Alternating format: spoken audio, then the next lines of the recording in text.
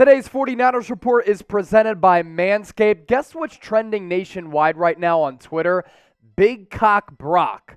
You know that he uses Manscaped, the best and most elite men's grooming products. And Brock, if you're watching right now, for our faithful audience, 20% off and free shipping if you head to manscaped.com/49ers. We'll put that link in the comments section and the description of this video. So coming your way on today's show, a not-so-promising Jimmy Garoppolo update after a promising update yesterday. Kyle Shanahan just got done speaking with the media, and Terrell Owens called Jed York and said that he's ready to play. We'll also get into what Trent Williams said about Brock Purdy, which has you fired up about number 13. But first, this week, the goal here on the channel, we are gunning for 70,000 subscribers. I can't believe we're here, and I'm trying to get there by the end of the week. And I know during our watch party against the Tampa Bay Buccaneers, we're going to be able to get there. 735 subs until that point, and our watch party is going to be absolutely awesome as Nick Bosa is going to be staring down the GOAT in Tom Brady, although Joe Montana in that GOAT conversation as well.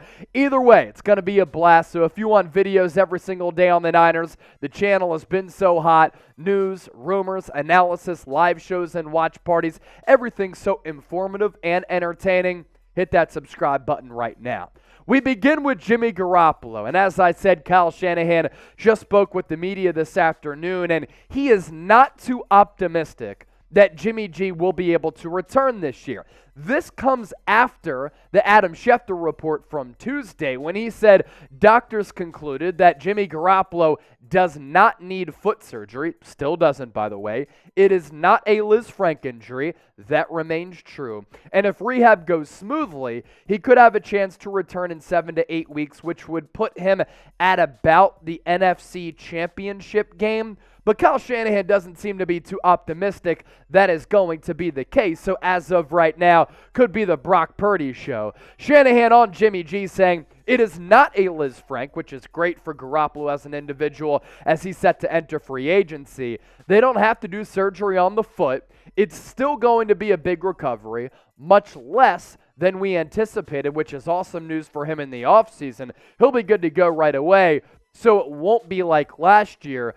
There's that way outside chance late in the playoffs or something like that, but it's just an outside chance. We're not real optimistic about that, but they didn't rule it out.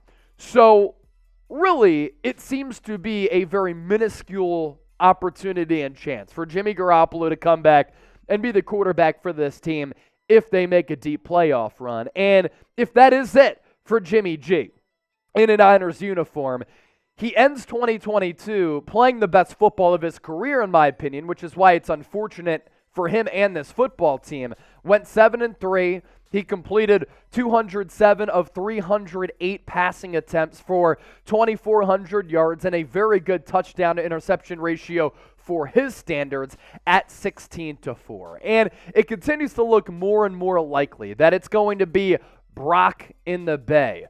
Purdy time in the Bay Area. And with what we saw against the Miami Dolphins, if he can sustain how he played against Miami, this team still has an opportunity for that quest for a 6 and to win another Super Bowl. It's going to be an uphill task with the rookie quarterback who's inexperienced at the NFL level.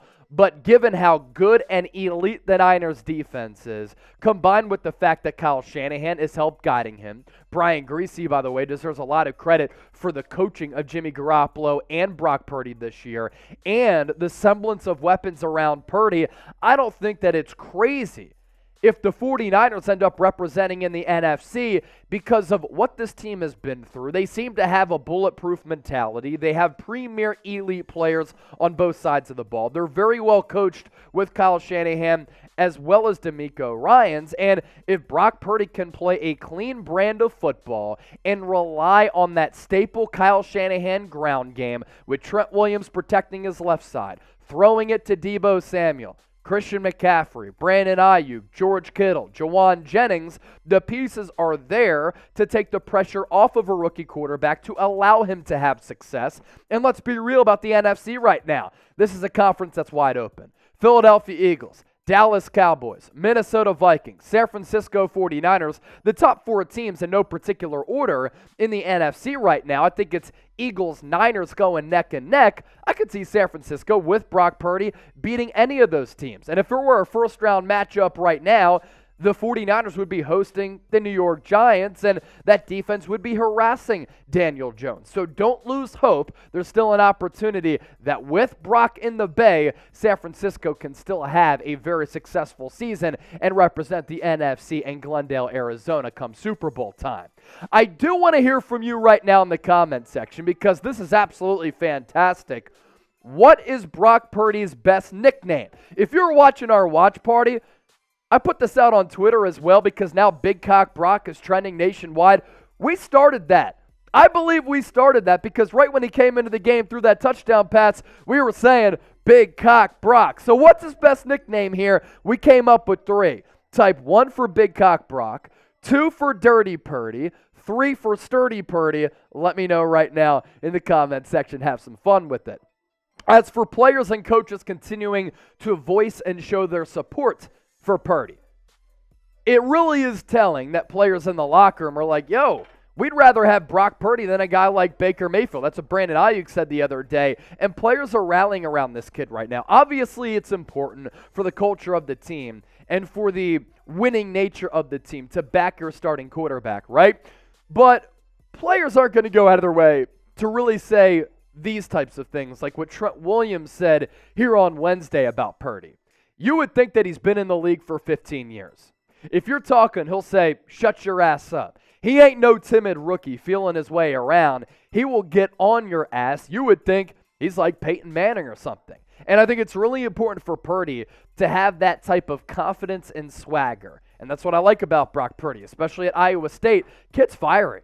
Kid's tough. I'm excited to see what he can do. Very similar player to Jimmy G. Doesn't have the experience of Jimmy G. But shoot, Taylor Heineke, who's another pro comp for Brock Purdy, has been playing really well for Washington with the good complementary cast. Purdy can do that as well. So if you're backing Big Cock Brock, show him some support. Hit that thumbs up icon and like the video. And Big Cock Brock, he definitely uses Manscaped. 20% off and free shipping on the best men's grooming products this holiday season. 'Tis the season for clean balls. Fa la la la la la la la la. Our friends at Manscaped are helping you clear your driveway for safe travels this holiday season in the bedroom and if it gets a little snowy. From stocking stuffers to white elephants, Manscaped's products are at the top of every single wish list out there. Grab some crop mops for your pops, the body buffer for the holiday lover. Win this year's white elephant gift and help all the men in your life go from eggnog to nice hog this December by hitting up manscaped.com/49ers. They have all types of products, right? Shampoos, body washes, deodorant for your pits and your balls. Manscaped boxers, the most comfortable that I've ever worn. Weed Whacker nose and ear trimmer, cologne, and the crown jewel, the Lawnmower 4.0, which is their staple product. We'll put that link in the comment section and the description of that video. All these products available here to my right in the platinum package. To Terrell Owens now. T.O., T.O., T.O., T.O. He said, at least for the last 5 years, that he believes that he could still play in the NFL. And he said on The Game today, in San Francisco, radio station that I go on from time to time, that he reached out to owner Jed York and said that he could still play if the 49ers need him. T.O., unfortunately for you, the 49ers, at least as of right now, do not need a wide receiver. But here's what he said on the radio. If you guys need a receiver, I'm good. Third down, red zone, trust me, I'm a very valuable asset. I've already reached out to Jed York and I told him, quote, if you need somebody, I'm definitely available. And like I said, Terrell Owens has been saying this for years, but no joke. This is me not kidding at all. With the physique and the shape that he's in, we especially saw that a week or two ago when he knocked a cat out outside of CVS who allegedly was harassing customers inside the CVS. Dude is in really good shape. I think that he could play for a game or two. But if he went across the middle and took a stick from a linebacker, how is a 48-year-old man going to recover from a hit like that? And I'm not going to lie, I kind of want to see this just to see it. I'd love to see a 48-year-old Terrell Owens on the football field running routes. He's promised people Even at my age, I could run a sub 4.5 40-yard dash, and I don't think he's lying. I don't think he's fronting. As people say these days, I don't think he's capping because this dude is in really good shape. This is him playing in the fan-controlled football league at 48 years old. The dude looks as though he could still go up for a 50-50 ball against an inferior and small defensive back. And in the red zone, run a little dig route. Run a little inside route across the middle and give it to the big target in Terrell Owens. It's not going to happen. It's fun to talk about. And I also like talking about 49ers legends, and T.O. is exactly that. I know at the end of his tenure, he was beefing with Jeff Garcia. He got sent to the Philadelphia Eagles, but man, from 1996 to 2003, after he was really unknown coming out of college, he ended up having just a terrific career in the Bay Area. These are his season averages from 96 to 2003, ever since coming out of the football powerhouse, University of Tennessee at Chattanooga. And by the way, now he's 49 years old, which is wild. So per season from 96 to 03, he averaged more than 121 targets, 74 catches per season, more than 1,000 yards in an era, by the way, where they didn't chuck the football and air it out as much as they do now, and 10 touchdowns on an annual basis. That's just filthy. And his most legendary moment as a Niner, the catch, too, against the Green Bay Packers in the playoffs when he took that ball down the seam from Steve Young, took that massive lick as a young player, and was really emotional at the stick after making that play. It's one of the crown jewel moments in the history of this fantastic franchise in San Francisco. But for T.O., 49ers just don't need him right now. Why? Their leading receiver's pretty damn good. One of the best combination of weapons in the NFL right now. Brandon Ayuk having another really good year, officially breaking out 56 catches, 698 yards, and 6 tutties. Deebo Samuel has been seldom used in the passing game, a little bit banged up this year. Still has 50 grabs for nearly 600 yards, 2 touchdowns through the air. And then George Kittle, even in a down year, George Kittle, with 5 games left, still has almost 500 receiving yards, 38 catches, and 4 touchdowns. So, T.O., it's certainly fun to talk about. He hit up Jed York. It's good, I guess, that they still have a relationship because the York family and all that stuff. But Terrell Owens, a fun subject matter. Thanks, but no thanks. But because T.O. is a 49ers franchise icon, show him some love. Type T.O. in the comment section. As always, appreciate all of you for tuning in. 70,000 subs by the end of the week.